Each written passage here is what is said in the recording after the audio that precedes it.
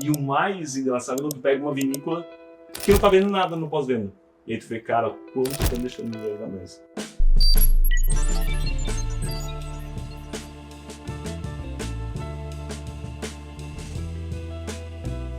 Olá, sejam todos muito bem-vindos ao Pod Venda Mais Vinho, edição especial Casal do Vinho. E hoje a gente vai falar sobre como você escalar e criar processos comerciais e vender todos os dias do seu negócio. E aqui estou ao lado da minha sócia do Coração do Amor, Daniela Bertolini. E aí, Daniela? Sócia do quê? Do amor e dos negócios. Que amor. Eu sou muito amor. Ó, estamos aqui degustando um Montepulciano da Serra Gaúcha, Castela Mare, nossos bentoranos da Cooperativa Sem Limão, né? Edição limitada, 20 mil garrafas, vinhaço, grande vinho da Serra Gaúcha. Daniela, vamos lá. Sobre o que falaremos hoje, Diego Bertolini? Processos comerciais e como, né, vender todos os dias sem ficar com o dedinho no WhatsApp só, né, vender de forma automática e consistente e com previsibilidade. O que é ter um processo comercial estruturado? Bom, um processo comercial estruturado é aquela coisa que a gente sempre brinca com os nossos mentorandos, né? É quando eles contratam uma agência de tráfego e o gestor de tráfego fala o seguinte, cara, tá funcionando, né? Assim, eu tô jogando o lead pro teu WhatsApp e tu tá 24 horas ali digitando, tentando converter o cliente. Então, quando a gente fala de um processo de comercial estruturado, é que ele gere fluidez na venda, tá? E também conecte vários canais. O WhatsApp sim é um canal de venda, né? Mas ele não é escalável. A gente até fez um podcast sobre escala. O WhatsApp ele é muito mais para o pós-venda. Então, esse processo estrutural, tá? Não é apenas comercial estruturado, não é apenas a gente chamar um representante comercial e dar o portfólio e a pastinha e vai vender. Não, é definir meta, foco, política comercial, né? Dar suporte também em relação a rotas, né? Ter processos de desenvolvimento, né? De reuniões semanais, de acompanhamento de visita, ou seja, né? Existe um by the book, ou seja, um protocolo, um processo, né, para a gente passar, né, tanto para o empreendedor que está aí organizando as vendas, que atua, né, no pós-venda ou na venda via social commerce, até no B2B, que é um representante comercial, ou um insider sale, que é um vendedor B2B, que pode estar atuando dentro da vinícola. Ou seja, né, um processo comercial estruturado e que venda todos os dias, ele tem que ter, né, processo. Ele tem que ter processo e foco, tá? Porque senão não adianta de eu tenho 12 representantes comerciais. Esses dias, falando com o mentorando nosso, tenho 5 representantes comerciais, sendo que um representante representa 90% do faturamento. Então eu falei para ele, cara, tem um representante. Tu tem um representante, tu não tem 5. Mas eu disse, cara, ele está mais queimando, a tua pasta, tá? Ela é a última, então ele não está dando foco pro teu negócio. Então é melhor às vezes a gente se desapegar, trocar e não ter o que ter um representante que não, 4 representantes que representam 10% do teu faturamento. E o que tu identifica, que é muito claro para ti na primeira conversa, quando o empreendedor não tem um processo comercial estruturado, ainda que ele pense que tem? É muito fácil. A gente, já no primeiro diagnóstico, a gente começa a pedir relatórios e dados. Quando ele não tem clareza, tá, dos dados, das informações que ele manda, tá, ou às vezes manda, porém ele tira um relatório lá do ERP, que ele nem parou para analisar. Que ele não parou para analisar do que ele mandou, aí já começa que ele não tem um processo. E não tem um processo claro. Então, se ele não tem uma rotina de avaliar e ter a leitura dos dados, tá? Para o quê? Saber se o vento está indo mais para o norte, se o vento está indo mais para o sul, né? Então, se ele não tem um processo de leitura e ter os KPIs do seu negócio, né? Olha, a cada 3 meses vou olhar esse dado, tá? No e-commerce vou olhar esse dado toda semana, mas no mês eu vou analisar esse, são mais 5 variáveis. Aí ele acaba ficando refém, diríamos assim, do mercado e não do... Ele fica refém do mercado, tá? E ele não tem um negócio tão grande. Se você fosse desenhar um processo comercial, por onde tu começa? Clareza por canal de venda, tá? Então, por exemplo, no e-commerce a gente tem um funil de atração e depois um pós-venda. Então, esse processo comercial do e-commerce, tá? Ele tem que ter claro desde a aquisição até no pós-venda, tá? Aqui dentro do Grupo Feira Mais Vinho, por exemplo, a gente tem o método CAV, que é clareza, tá? Dentro de um dos pontos da clareza é o canal de venda. Depois a gente tem atração, que é o A, do atração. Como eu atraio esse cliente? Depois tem o V, do conversão, das vendas. É como eu converto, tá? Como eu gero esse lead em vendas. E aí a gente tem o E, de escala. Como tu escala, tá? Com menor custo. Então, o processo comercial, ele vem da clareza. Canal de venda. Qual o processo de aquisição? Qual o processo de conversão? E qual o processo de escala e de repetição? Tá? Então, tráfego frio, público quente. Tá? Por exemplo, qual a região que eu vou estar direcionando os meus anúncios? Qual a sazonalidade do mercado que eu vou... Por exemplo, agora tem Dia das Mães. Quanto tempo eu me antecipo com as campanhas, por exemplo, de Dia das Mães? Quais são os itens do mix de produto que vendem no Dia das Mães? Então, isso é a clareza, né, em relação ao canal de venda, porque o Dia das Mães pode vender no corporativo e no social commerce, mas vendo no e-commerce. Tá? O Dia das Mães para o B2B, ele é bem antecipado, porque tem que abastecer o trade. Então, o processo comercial, ele vem por canal e por um calendário, né, que é o calendário comercial, o calendário alusivo ao vinho ou o calendário da sazonalidade do mercado. Então, tu divide isso por canal de venda. Então, de qualquer forma, para ser um ano previsível, para as vendas serem previsíveis, tem que trabalhar com a sazonalidade, tem que trabalhar com o calendário. Com certeza, porque, por exemplo, vou dar uma estratégia que a gente desempenhou. Tá? Normalmente, janeiro e fevereiro é o mês de troca de tabela. Tá? Então, o que é troca de tabela, por exemplo? É o ano de tu repassa, o dólar oscila. Então, normalmente, janeiro e fevereiro, importadoras, distribuidores fazem repasse de preço. Às vezes 5%, às vezes 10%. Enfim, eu vi que a média para o ano passado tinha sido maior, por causa da questão cambial. Mas esse ano, por exemplo, foi um repasse média de 3% a 5% de repasse de tabela. O que a gente fez? Normalmente, nesse mês de repasse de tabela, tá, tu já sabe e tu coloca uma intenção para pressionar o teu... a tabela vai girar, faço o pedido agora. Tá? E aí, no mês subsequente, tá, de girar a tabela, a gente fez uma campanha, por exemplo, do B2B, tá, com foco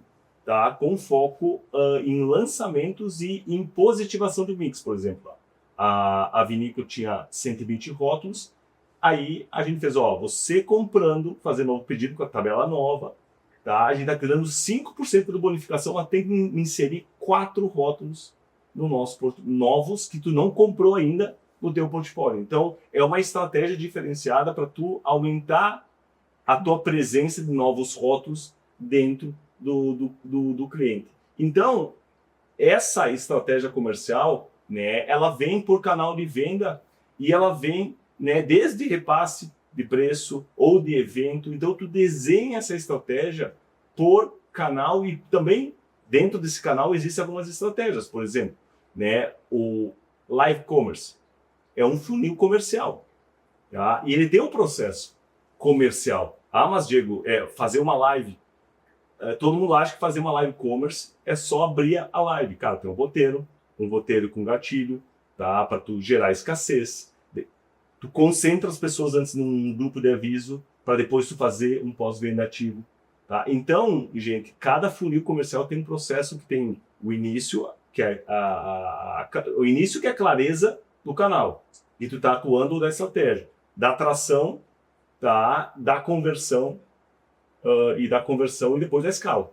Ó, beleza, deu certo esse modelo. Agora eu vou investir mais em tráfego para trazer mais pessoas para a próxima live para vender mais. E aí é um processo, né, de consistência e ajuste das estratégias. Quais as métricas que você mais olha para entender se essa estrutura comercial está funcionando? Vamos lá, tem que sempre analisar métricas globais e específicas.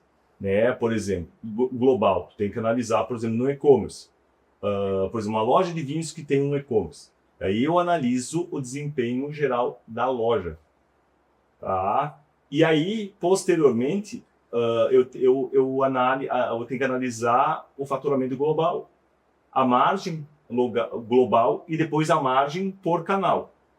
E aí, posteriormente, a gente vai em relação a métricas. Por exemplo, eu vou dar um exemplo prático. Tem um mentorando nosso que tinha a loja, migrou para o e-commerce. Porém, a gente criou um processo, entre aspas, né, um canal de fidelização e de venda novo, que é a venda ativa, que ele não tinha.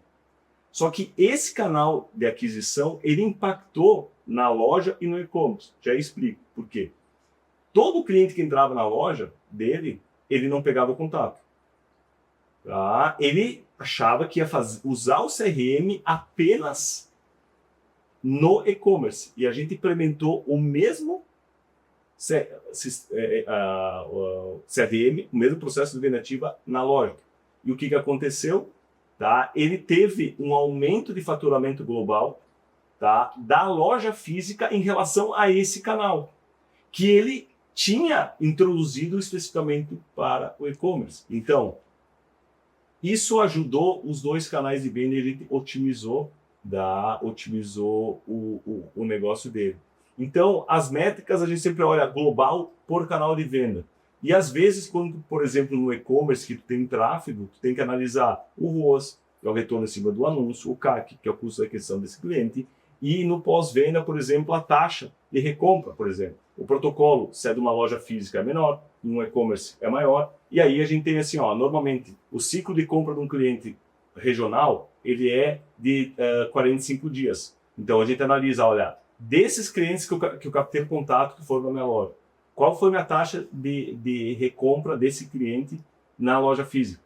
Tá? Ou no e-commerce, de 90 dias. Então, normalmente, no e-commerce, a taxa de recompra ela vai de 15% a 30%.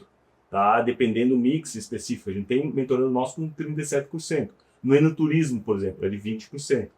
Temos mentorandos com 22% de taxa de recompra. Então, a gente analisa por canal e também por modelo de negócio. Né? E aí vem os 24 anos, graças ao vinho, a gente está, né, com colágeno, né, que vem de experiência. Porque isso aí eu não li no livro. Essa taxa de conversão de uma loja, de um e-commerce, do pós-venda de um enoturismo, eu não peguei num livro. Eu não li no Kotler. Tá? Eu vivenciando, vi, opa, peraí, dessa vinícola isso, dessa vinícola isso. Opa, se essa vinícola está fazendo isso, por que essa está fazendo dessa? E o mais engraçado é quando tu pega uma vinícola que não está vendo nada no pós-venda. E aí tu vê, cara, quanto estão deixando dinheiro na mesa. Ou quanto uma loja física que não capturou contato, não tem CRM, o quanto não está faturando. Então as métricas, elas são por canais, por estratégia, por aquisição, por recompra, mas elas estão num fluxo, numa engrenagem do negócio. E o que pode dar errado quando os canais não estão integrados? É tu ter 3 empresas na mesma. Quando tu não tem integração, tá? Tu tem 3 empresas. Tu tem uma matriz, que é a tua originária. Nossa, eu tinha um e-commerce. E se eu não tenho integrado na loja física, eu tenho mais uma empresa, porque é de trabalho. E o mesmo, voltando ao exemplo anterior, Essa loja física, ela usou o CRM, tá, para aplicar o protocolo para o e-commerce, mas para a loja física. E a interligação, tá, se ela tivesse, por exemplo, uma cabeça só para a loja física, uma cabeça para o e-commerce, ou ela estaria desperdiçando dinheiro, porque ela não poderia, não estaria, quer dizer, ele já falou assim, aqui na minha região as pessoas vêm comprar de mim. Eu disse, é uma crença tua. E aí eu falei, não, mas as pessoas não querem dar contato aqui na minha cidade. Eu disse, cara, isso tu acha. E aí eu falei, vamos começar a tua colaboradora pegar esses contatos. Ela começou a fazer ativação. Ele falou, cara, eu tenho que dar a mão ao Vomador. Tá? Que realmente eu não tinha esse processo. Então a interligação tu cria silos dentro do negócio. Tu cria a loja física, o e-commerce, não, é uma coisa só. Tá? Então as estratégias sim, Um alimenta o outro, né? Elas se diferenciam. Tu usa o mesmo mix, só que às vezes no e-commerce o teu mix tem um ticket médio um pouco mais alto. Na loja ele tem um ticket médio um pouco mais baixo. Na loja quando eu falo da adega. Mas no evento tem um ticket médio mais alto. O que tu direciona é intencionalidade e a estratégia que tu imprime em cada um desses canais. Então os processos eles são harmônicos e os dados, né, para a gente metrificar na aquisição, no negócio e na conversão, analisando globais e específicos. Qual o papel das ferramentas e do CRM numa estrutura comercial? Para mim, hoje é fundamental. E hoje, principalmente com a democratização da tecnologia, eu falo isso muito, tá? Nunca esqueço lá, lá 2017, 2018, que a gente começou a implementar o CRM lá na Dolimon, por exemplo. Era algo caro de implementação. A gente começou no Excel. Eu lembro que vinha da vinícola. Não tinha CRM? Não tinha. Nossa. Vinha, Dani, caixas e caixas dos leads eram a papel.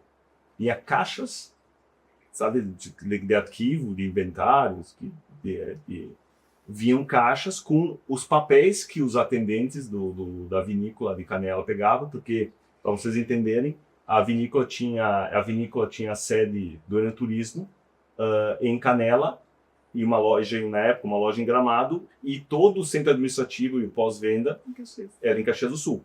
Então vinha um carro, buscava o nome, telefone, endereço, a papel, e tinha uma pessoa que passava, né, para uma tabela dinâmica de Excel, e começou assim. E aí, posteriormente, uma empresa que fazia para o setor moveleiro lá de Bento Gonçalves, customizou um CRM que hoje é um CRM até que a gente indica muito para os nossos monitorados, tá?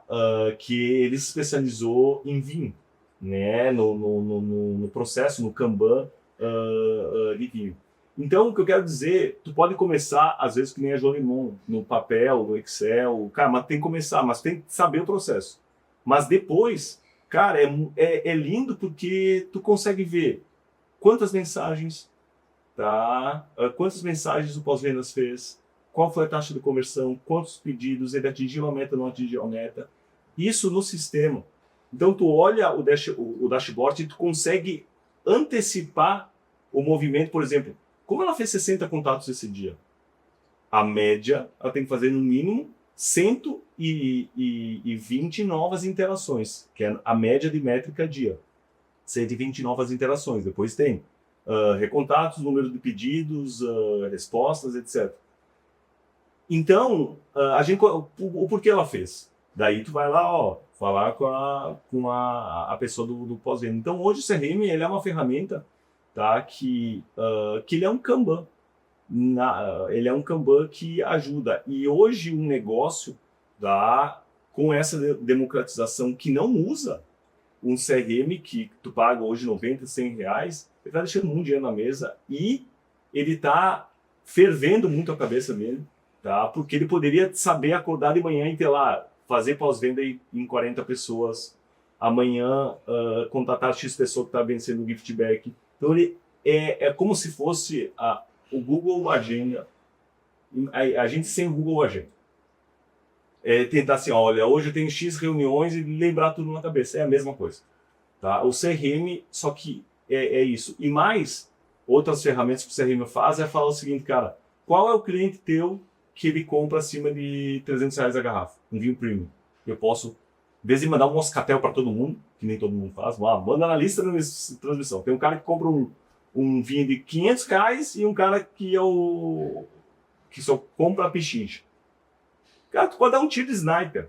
Fala assim, quais são os meus clientes que compram garrafas acima de R$ 300? São esses. Aí tu manda uma mensagem, olha, tô aqui com lançamento novo, envio especial, produção limitada. Bastante coisa para fazer, né? Mas assim, depois para implementar, algumas semanas são meio hard, mas depois assim, o que facilita a vida e como entra no processo, como entra no dia a dia é impressionante. O antes e depois. A gente vê muda completamente na face. Né? Tem um mentorando nosso, cara, que ele a gente fala, ele chegou querendo desistir da mentoria, porque, cara, tô sem tempo, eu não sou para essas coisas de sistema, né? Porque ele tinha um sistema no negócio dele, um sistema que não tinha interligação. Aí eu disse, cara, é melhor tu trocar o sistema. Sim, tem que trabalhar. Porque a pergunta que tu fez, cara, tem que se comunicar, porque lá na frente vai com o e-commerce. E aí ele teve sim, né, que trocar um sistema e, cara, qualquer mudança. É a mesma coisa hoje que tu usa iPhone, tu pegar um Android. Tu vai querer jogar com o Android no mato. Tu vai gostar. Eu acho muito difícil. É difícil. Porém, depois que tu se acostuma, tu começa, putz, e aí tu vê. E esse mesmo que pediu a desistência, ele vai palestrar agora na Wine South America, vai estar lá no palco, foi convidado, só no pós-venda, na venda ativa. Esse fevereiro, ele vai palestrar no nosso evento presencial da mentoria. Ele pediu para desistir, porque não era para ele, porque tinha um restaurante, ele quis restaurante multicanal, tá? Ele faturou no Empório, que é um restaurante Empório, ele faturou só no pós-venda em fevereiro, mais que o ano passado. Meu amor, como que você melhorou de pode identificar se a operação dele está desorganizada ou ineficiente? Primeiro, se ele está atingindo o resultado. Estou atingindo o resultado, né? Ou não estou atingindo o resultado. Mas e que resultado? Eu sempre falo, global de faturamento, olha, meta global e meta de rentabilidade líquida. Tá? Porque lá na pandemia, lá atrás, quando comprava o vinho, a gente teve aquele boom de venda, todo mundo assim, cara, entrou naquela euforia, né, naquele crescimento muito rápido, que o cliente ele comprava vinho, todo mundo cresceu de forma desordenada. E depois que o mercado se assentou, hoje já está, 2025, o mesmo volume da pandemia, em 2025 comparado a 2021, foi o pico 4 anos depois. Já está no mesmo volume e valor maior, né, por causa do valor agregado que cresceu o mercado brasileiro. Mas o primeiro é entender, olha, desci margem e desci faturamento. E depois tem que ir para números. E números específicos, volto que a gente falou, por canal. Tá? Então, hoje, um negócio que não tem orientação, tá, em dados e não tem, diríamos assim, controle, tu fica na mão, às vezes, da pessoa, porque processo comercial com representante comercial. Tem representante comercial, por exemplo, tá, que atende 3 clientes e traz um volume de faturamento muito, muito grande para a vinícola. Porém, ele faz um descaso com pequenos revendedores. Então, para que eu vou ter um representante comercial e vou pagar comissão para ele para atender 3 clientes? Eu rescino o contrato do representante, boto o supervisor a atender esses 3, que eu já pago, já tenho a remuneração, atender esses 3 clientes e contrato 2 representantes comerciais para atender bem os pequenos. Então, eu continuo faturando, né, o que eu estou faturando e pulverizando as minhas vendas, não às vezes vendendo carreta, como esses 3 clientes que estão fazendo, mas construindo marcas de restaurantes, e pequenos distribuidores, e pequenos empórios, porque às vezes o representante comercial ele não quer a atenção pequena, porque, cara, pedidinho de R$3.000, não, eu quero vender pallet, tá? E ele fica mal acostumado. Então esse é o ponto, né? A gente analisar os dados, porque se tu analisa só o global, putz, aquele meu representante meu entrega um faturamento muito bom. Mas qual a quantidade de clientes deles? Qual é o potencial daquela região? Então, opa, Ele está acomodado. ele está acomodado. E aí tu identifica e tu vai de forma cirúrgica. E se tu tivesse que dar um único direcionamento para quem quer parar de vender no improviso, qual seria? Primeiro, eu acho que não existe bala de prata, mas é primeiro organizar a casa. É o tom, né? Organizar a casa. Eu sempre falo, né, e uma das coisas que volta ao exemplo que eu dei do Marcelo, né, ele entrou e disse, não, mas eu queria já sair vendendo. Eu contratei a mentoria para já, eu disse, Marcelo, é que nem uma casa, tá? A gente precisa primeiro construir uma base sólida para depois construir as paredes, tá? Então, no início no primeiro mês, foi um pouco penoso porque ele teve que tomar o remédio amargo, mas depois, tá? Ele entregou um resultado 6 meses depois, de mês a mês, aí, analisando o global mesmo, como o ano anterior, né, de o dobro de faturamento, sendo que nesse pós-venda foi muito maior. Então, acho que esse que é o ponto, organize a casa, tenha as informações, os sistemas, para você conseguir escalar de forma sustentável.